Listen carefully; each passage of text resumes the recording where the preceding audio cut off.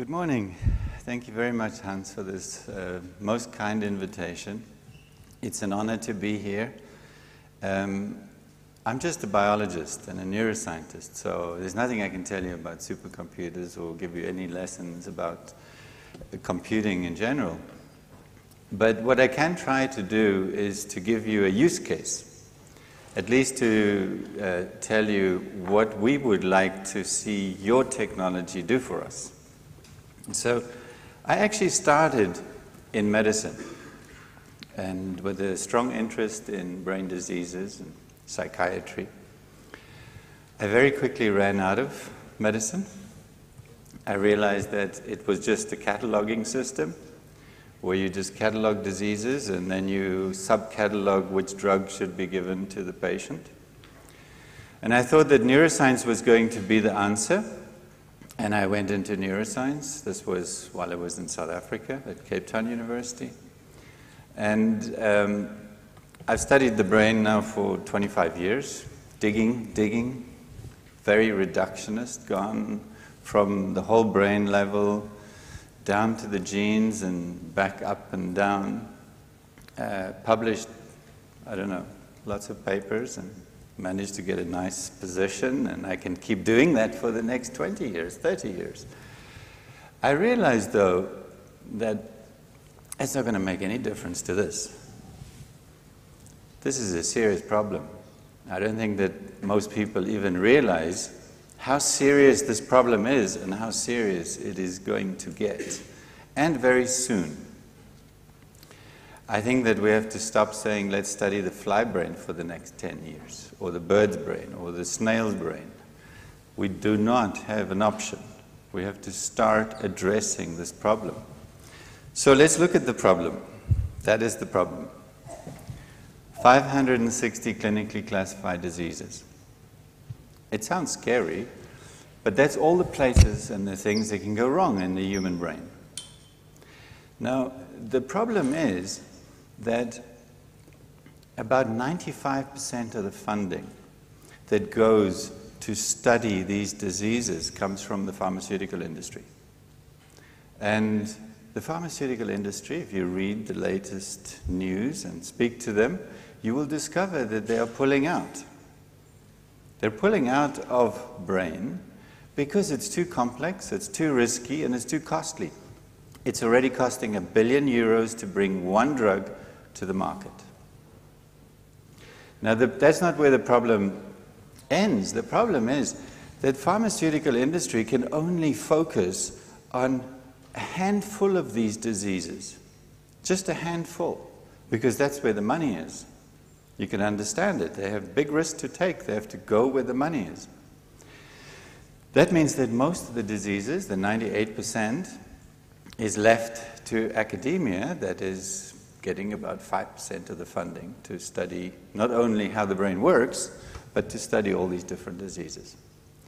So how is academia addressing this problem? Very much the same way that I was, digging into a particular part of the brain, understanding the structure and the molecules and the cells and so on and so forth. And we're each digging in many, many different areas of the brain with many different strategies and techniques. Now, we can do that for a very long time, and I believe that that's not going to help us understand the brain. In fact, there's about 5 million papers that are relevant to understanding the brain already.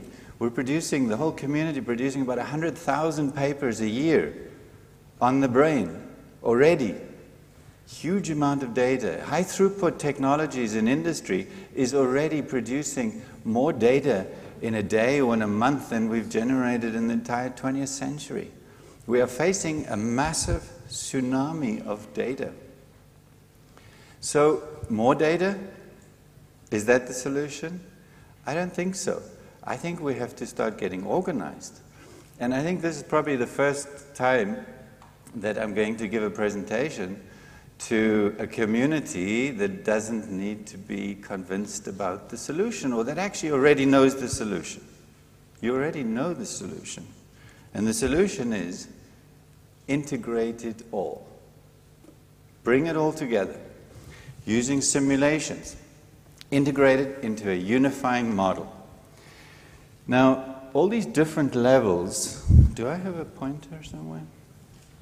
All these different levels we call omic levels of the brain, from the genes to the molecules, to the neurons, the synapses, microcircuits, mesocircuits, macrocircuits, whole brain. They're omic levels, huge amount of information on every single level. And what we need to try to do is bring them all together.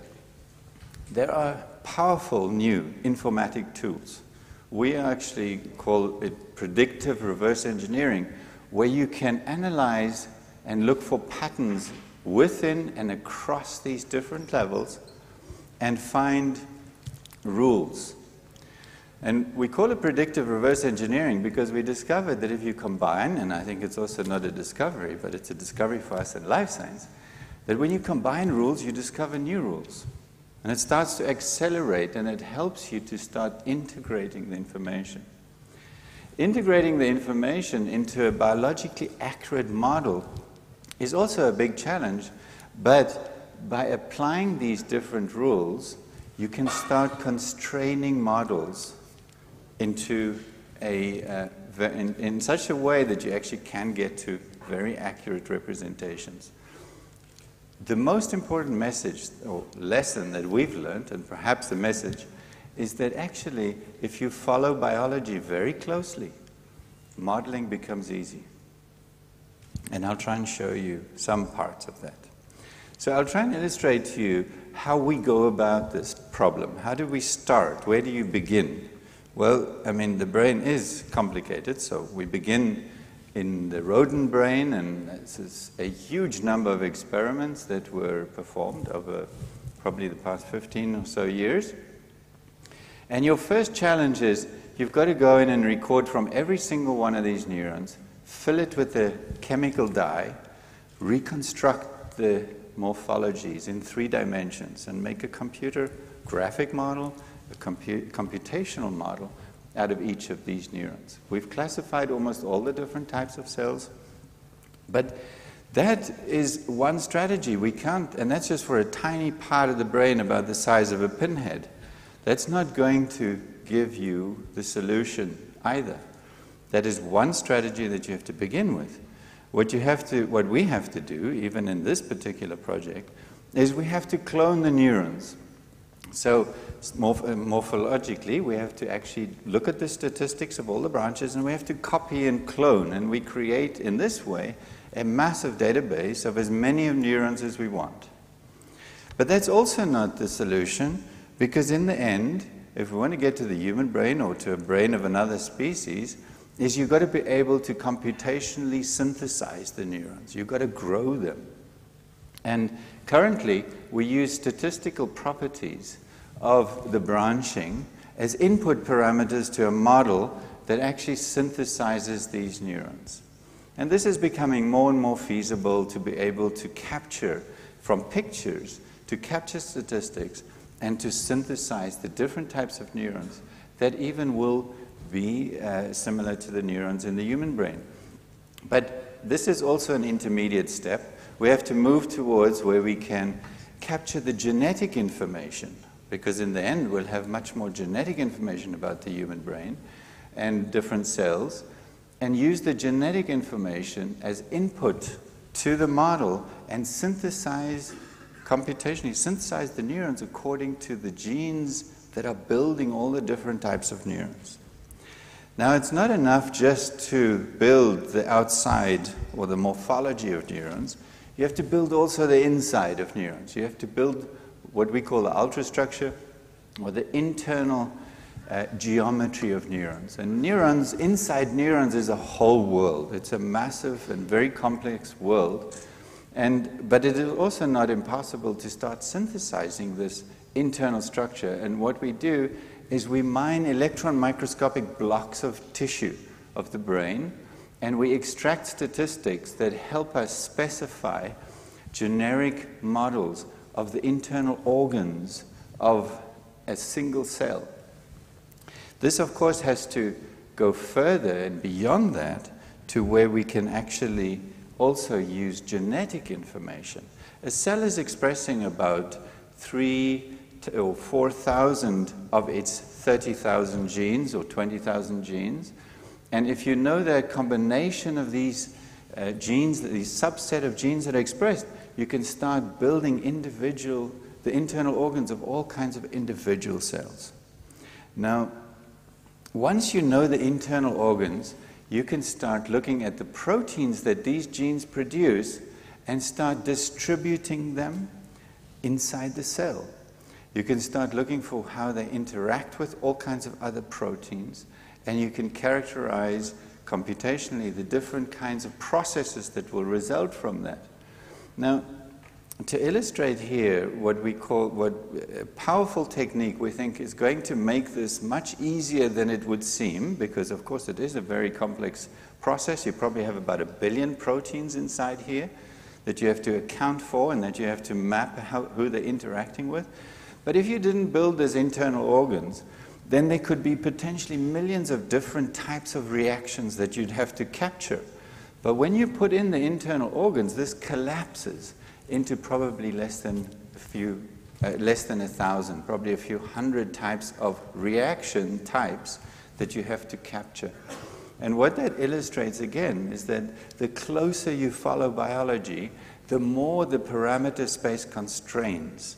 So in physics, when you talk in physics, you want to build a complex system, everybody knows the parameter space explodes. In biology, it's the opposite. The parameter space collapses because you add constraints. There are rules in biology, lots and lots of rules. And it stands to reason that if we can get those biological rules about the brain, we can use the same rules to build a model of the brain. So, of course, we're not going to be able to, and I would hope if you could build a supercomputer that could, I'd be very happy, but you're not going to be able to build a supercomputer that is going to be able to simulate the whole human brain, or any brain for that matter, at least any mammalian brain, at the molecular level anytime soon. But what we can start doing is start to do true multi-scale modeling, where we can dynamically switch the scale of the simulation so that as we zoom into a particular area, we can see it in much more detail with much more biological precision. And this is one of the strategies that we are now trying to develop, so that you can both dynamically switch, perhaps depending on the activity of a particular part of the brain, or depending on what part of the brain that you want to look at. So let's go back now to the circuitry in order to be able to understand how we model an individual cell. This is still what we call a cellular level. So we're not at the molecular level, at the cellular level. Now when you excite, neurons generate electricity. When you excite individual cells, they produce electrical patterns. These are like binary spikes, 0.1 volt spikes. But every neuron has a character, it has a personality. So when you excite it, it produces a train of these spikes, a series of these spikes. And some of them are stuttering, some of them have a delay, they think about it first and then they react. Some of them are bursting cells, some of them are very irregular type of firing cells, they like an Israeli type of character. Some of them are Swiss clock type cells, they fire exactly at the same time every time. So they all have a character, and there are 16 types of characters. And what we had to do was to find out the next step. How do we build a very accurate model of all these different electrical types of cells? And to do that, you have to be able to go inside an individual cell and find out which genes are switched on that are building what are called ion channels. Ion channels are little proteins that are sitting on the membrane, and when they open, they're voltage sensitive. So you apply a voltage, but I suppose a bit like a transistor. When you apply a voltage, they open and they allow ions to flow through. The electricity in the brain is carried by ions and not electrons.